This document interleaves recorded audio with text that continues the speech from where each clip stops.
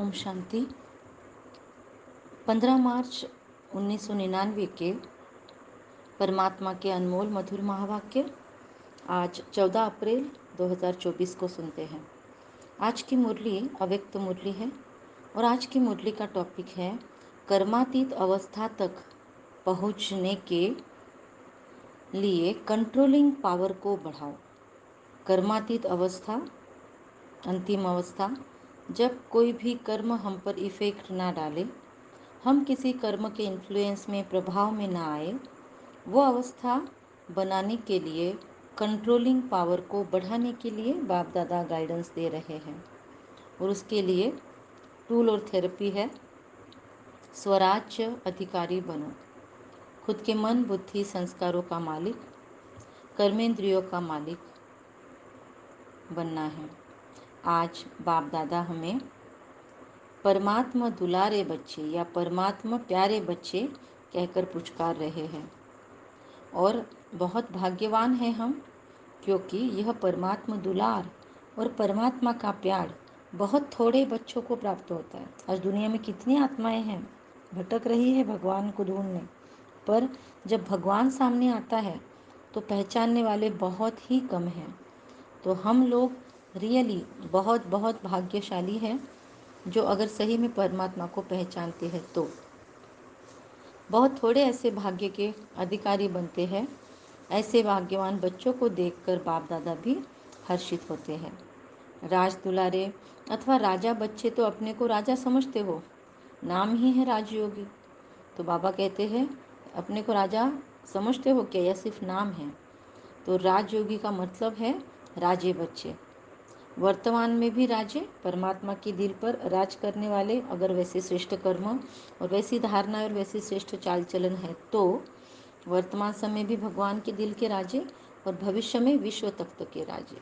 तो बाबा हमको आज अपना डबल पद अनुभव करते देखने के लिए कहते हैं कि अपने आप को देखो कि मैं राजा हूँ, क्या सच में मैं सोवरिन हूँ या रूलर हूँ, स्वराज्य अधिकारी हूँ मैं? क्या मेरा अपने कर्मेंद्रियों पर, मेरे विचारों पर, मेरे निर्णय क्षमता पर, मेरे संस्कारों को परिवर्तन करने में मेरा जोर चलता है, या मैं इनके वश हो जाती हूँ, विचारों के, मेरे निर्णयों के, या फिर मेरे संस्कार जो मैंने ही बनाए हैं, क्या मैं इनके वशीभूत हो जाती हूँ? तो स्वराज्य अधिकारी हूँ मैं। हर एक राज्य कारोबारी हमारे ऑर्डर में कार्य कर रहे हैं क्या, ये भी हमें आज पूछना है। आज चार्ट्स के ये अलग अलग पॉइंट्स हमको मिल रहे हैं कि क्या मैं डबल राज्य पद अनुभव करती हूँ? क्या अपने आप को देखती हूँ कि मैं राजा हूँ? क्या मैं राजा हूँ तो स्वराज्य अधिकारी हूँ? क्या हर एक राज्य कारोबारी मेरे ऑर्डर में कार्य कर रहा है? राजा की विशेषता क्या होती है, क्या मैं वो जानती हूँ? रूलिंग पावर और कंट्रोलिंग पावर, ये दोनों भी मेरे पास है क्या? अपने आप से मुझे आज पूछना है कि क्या मुझे राज्य कारोबारी सहयोग कर रहे हैं? क्या वो मेरे सदा कंट्रोल में चल रहे हैं? देखना है। तो आज हमें बाबा इसी पॉइंट्स पर समझा रहा है कि कंट्रोलिंग और रूलिंग पावर कैसे चेक करने हैं। बाबा ने भी चेक किया तो क्या देखा होगा, बाबा पूछता है हमको। हर एक जानते तो है, तो अब हमको सोचना है थोड़ा पॉज करके कि क्या रूलिंग पावर और कंट्रोलिंग पावर मुझ में है तो उसका मीनिंग क्या है, कैसे चेक किया हमने कंट्रोलिंग रूलिंग पावर। एक एक बाबा कहते हैं, हर एक को बाबा कहते हैं जानते तो है ना, हर एक ये जानते तो है ना कि ये रूलिंग पावर क्या है, कंट्रोलिंग पावर क्या है। तो फिर है क्या मुझ में, वो भी चेक करना है। समझ मिल गई, लेकिन क्या वो मुझ में उमझ भी रहा है, मैं कर पा रही हूँ बाबा जो सिखा रहा है वो। तो बाबा ने देखा अभी है राज्य कारोबार, लेकिन अखंड शब्द बाबा यूज़ कर रहे हैं कि अखंड राज्य अधिकार नहीं है हमारा, मतलब कभी अप कभी डाउन चल रहा है। अखंड बीच बीच में खंडित होता है। क्यों? सदा स्वराज्य के बदले राज्य भी खंडित कर देता है। पर राज्य की निशानी है ये हमारी कर्मेंद्रियाँ अधीन हो जाती है, तो ये हो गया हम दूसरों के वश हो गए। तो बाबा कहते हैं माया के राज्य का प्रभाव अर्थात अधीन बनना। वर्तमान समय माइनॉरिटी तो ठीक है, लेकिन मेजॉरिटी माया के वर्तमान के समय के विशेष प्रभाव में आ जाते हैं। तो बाबा कहते हैं जो आदि अनादि संस्कार है, मतलब आत्मा के और सतयुगी संस्कार, उसके बीच बीच में मध्य द्वापर युग के संस्कार अभी बाबा कहते प्रभाव में आने के हैं, क्योंकि वहाँ पर भी हम रावण के प्रभाव में आ गए थे ना। तो बाबा कहते वो संस्कार बीच में ही पॉपअप हो जाते हैं। स्व के संस्कार ही स्वराज्य को खंडित कर देते हैं। एक्चुअली शरीर पर तो आत्मा राज कर ही रही ना, लेकिन हमारे ही संस्कार हमारे राज्य को डावाडोल कर देते हैं। उसमें भी व्यर्थ सोचना, व्यर्थ समय गंवाना और व्यर्थ बोलचाल में आना, चाहे सुनना चाहे सुनाना, एक तरफ व्यर्थ के संस्कार और दूसरी तरफ अलबेलेपन के संस्कार भिन्न भिन्न रॉयल रूप के स्वराज्य को खंडित कर देते हैं। कई बच्चे कहते हैं तो हमको व्यर्थ के संस्कार या फिर अलबेलेपन के संस्कार, प्रोकास्टिनेशन के संस्कार भिन्न भिन्न रॉयल रूप के स्वराज्य को खंडित कर देते हैं। तो समय समीप आ रहा है हमें कहते हैं, लेकिन जो संस्कार शुरू में इमर्ज नहीं थे वो अभी कहाँ कहाँ इमर्ज हो रहे हैं। जो पहले नहीं था हमें वो भी अवगुण हमें खुद में अभी दिखाई देंगे, क्योंकि हमने 63 जन्मों में सारे ही विकार और विकर्म कर रखे हैं। तो अब वो कहीं ना कहीं से सबकॉन्शियस में छिपे हुए हैं, तो आएंगे और हमको आश्चर्य होगा कि यार ये तो मुझ में नहीं था, कहाँ से आया। ये माया के वार का एक साधन है। हमें नहीं होगा कभी ईर्ष्या द्वेष, वो आ जाएगा। हमें गुस्सा नहीं होगा तो वो आ जाएगा। हमें जो विकार नहीं थे वो भी आने की पॉसिबिलिटी है। इसीलिए दुश्मन को कभी भी हमें कमज़ोर नहीं समझना है। माया का यही वार का एक इंस्ट्रूमेंट है। इन्हीं के थ्रू जो छुपे हुए हैं, जिसके लिए हम एकदम बिंदास हो गए हैं, हमें लगता है कि ये विकार कभी वार ही नहीं करेगा मुझ पे। बाबा कहते हैं अलर्ट, धोखे का इशारा। हमें अलबेलेपन में नहीं आना है कि मैंने तो सब जीत लिया। हमेशा अलर्ट मोड में रहना है, पुरुषार्थ अखंड करते ही रहना है। मेरा पुरुषार्थ हो चुका है, ये भावनाएं हमारी आनी नहीं चाहिए, वरना हम निठल्ले होकर बैठ सकते हैं। तो माया इसी से हमें अपना बनाकर परमात्मा के मार्ग से दिल शिकस्त बना देगी कि अरे हम नहीं कर सकते।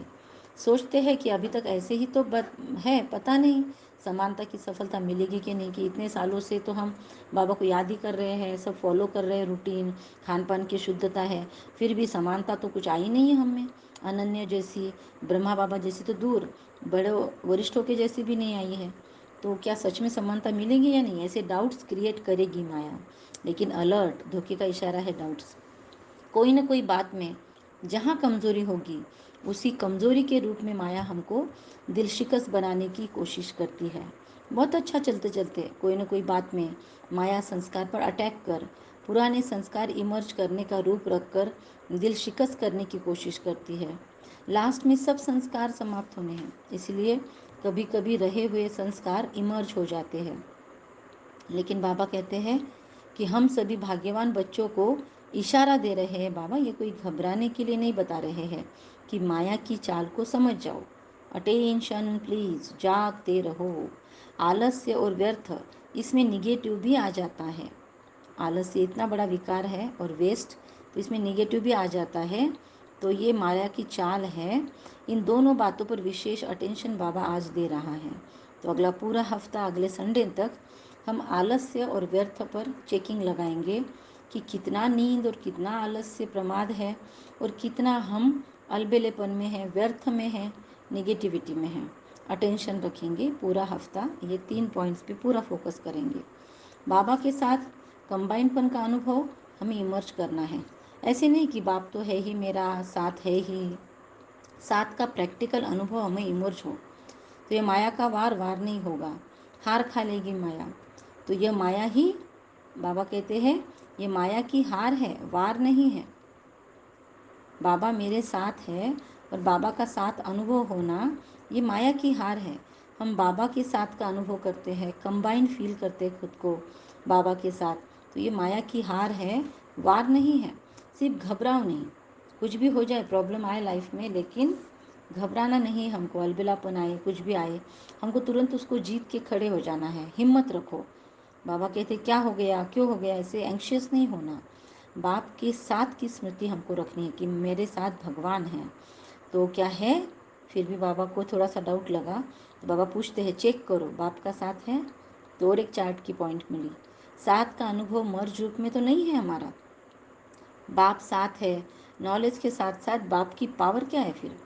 बाबा कहते सोचो तो सही, अगर ऑल माइटी अथॉरिटी हमारे साथ है तो उनकी सर्वशक्तियों की पावर इमर्ज रूप में हमें अनुभव होनी चाहिए। तो इसको कहते हैं सर्व शक्तियाँ और सर्व दिव्य गुण हम में अगर है या हम उसका सपोर्ट वक्त पर ले सकते हैं, तो बाबा कहते यही बाप के साथ का अनुभव है। तो इसलिए अलबेले नहीं बन जाओ, बार बार अलबेलेपन पे फोकस बाबा करवा रहा है कि बाबा के सिवाय और है ही कौन, बाप ही तो है हमारा। जब बाप ही है तो वह पावर है, वह पावर है, बाबा पूछ रहा है, बाबा ही हमारा है, ऐसे हम करते ना कभी। तो अगर बाप ही मेरा सब कुछ है तो क्या फिर उतनी पावर है जो भगवान के साथ होने से होनी चाहिए? अपने आप को क्वेश्चन करेंगे। जैसे दुनिया वालों को कहते हैं ना हम कि परमात्मा व्यापक है, परमात्मा व्यापक है अगर तो उसके गुण दिखने चाहिए, ऐसे 7 डेज कोर्स में बस पूछते हैं लोगों को।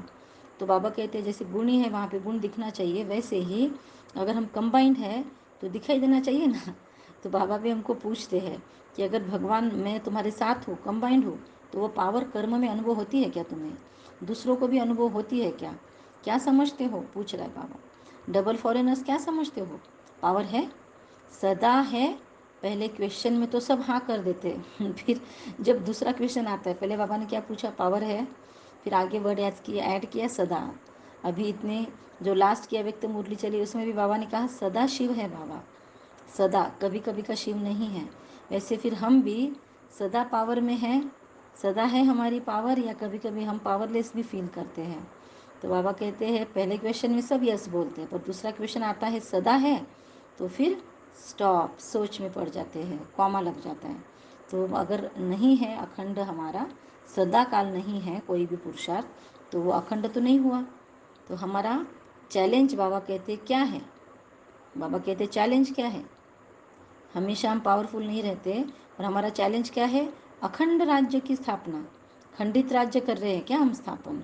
तो बाबा पूछ रहे हैं कि क्या कर रहे हो, खंडित राज्य कि अखंडित राज्य? फिर अखंडित राज्य अखंड व्रत से ही होगा। तो बाबा सबको पूछ रहे हैं। तो इस तरीके से सदा शब्द पर बाबा हमको आज फोकस करवाना चाहते हैं। अच्छा, मीठे मीठे सिखिलते बच्चों प्रति माता पिता बाप दादा का याद प्यार और गुड मॉर्निंग। आज बहुत सारे हमको बाबा ने सम्मान दिए हैं। कौन से? चारों ओर के सर्व स्वराज्य अधिकारी आत्माएं हम। फिर सदा अखंड राज्य की पात्र आत्मा हूँ मैं। फिर बाप के समान कर्मातीत स्थिति में पहुँचने वाली आत्मा हूँ। ब्रह्मा बाप समान कर्मातीत स्थिति में पहुँचने वाली मैं आत्मा हूँ। फिर बाबा को फॉलो करने वाली तीव्र पुरुषार्थी आत्मा हूँ मैं। फिर सदा एक दो को शुभ भावना शुभ कामना का सहयोग देने वाली हूँ। शुभ चिंतक बच्ची हूँ भगवान की। तो मुझे बाबा कहता है याद प्यार और नमस्ते। हम बच्चों का मीठे मीठे बाप दादा को याद प्यार, गुड मॉर्निंग और नमस्ते। वाह बाबा वाह, शुक्रिया बाबा शुक्रिया।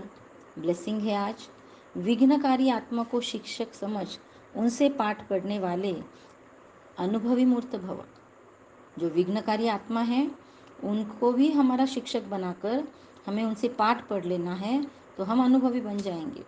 जो आत्माएं विघ्न डालने के निमित्त बनती है ना, उन्हें विघ्नकारी आत्मा नहीं देखो कि इसने विघ्न डाला यज्ञ में या हमारे कार्य में। उसको सदा मुझे ये आत्मा पाठ पढ़ाने आई है, पाठ पढ़ाने वाली, आगे बढ़ाने वाली निमित्त आत्मा, ऐसे समझो।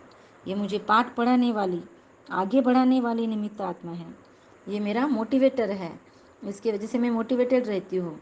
तो ये मेरा टीचर है। फिर ये मुझे पाठ पढ़ाने वाली, ये मेरी बूस्टर है, ऐसे हम समझ सकते हैं। अनुभवी बनाने वाली शिक्षक समझो। जब कहते हो निंदा करने वाले मित्र हैं, तो विघ्नों को पार करा के अनुभवी बनाने वाले शिक्षक हुए ना। विघ्न बाबा कहते हैं, जैसे कहते हो निंदा करने वाला मित्र है, तो विघ्नों को पार करा के अनुभवी बनाने वाले शिक्षक हो गए हमारे। इसीलिए विघ्नकारी आत्मा को उस दृष्टि से देखने के बजाय इस आत्मा ने मेरे लाइफ में विघ्न लाए तो मैं कितना मजबूत बन रही हूँ, तो सदा के लिए विघ्नों से पार कराने के निमित्त, अचल बनाने के निमित्त समझो। इनसे और भी अनुभवों की अथॉरिटी बढ़ती जाएगी हमारी, और भी अनुभवों की अथॉरिटी हमारी बढ़ती जाएगी। स्लोगन, कंप्लेंट की फाइल खत्म कर, फाइन और रिफाइन बनो। कंप्लेंट की फाइल्स ख़त्म, खुद को फाइन बनाना है और रिफाइन बनाना है। अच्छा, अचल बनना है, विघ्नों को भी क्या करना है, हमारा शिक्षक समझना है, विघ्नकर्ता को भी शिक्षक समझना है। तो बाबा कहते हैं इससे क्या होगा, अचल निमित्त समझेंगे तो अनुभव की अथॉरिटी बढ़ती जाएगी, और ज़्यादा एक्सपीरियंस हो जाएंगे हम और फिर स्टेबल हो जाएंगे।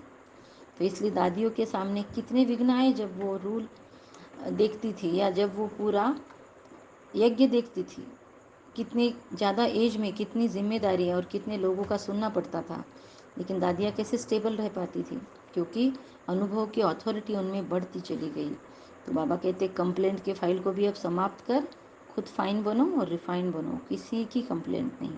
तो आज बहुत सारी धारणाओं की पॉइंट या रोज़ चार्ट में ऐड करने की पॉइंट हमको मिल रही है, हमें इस पे फोकस ज़रूर करना है।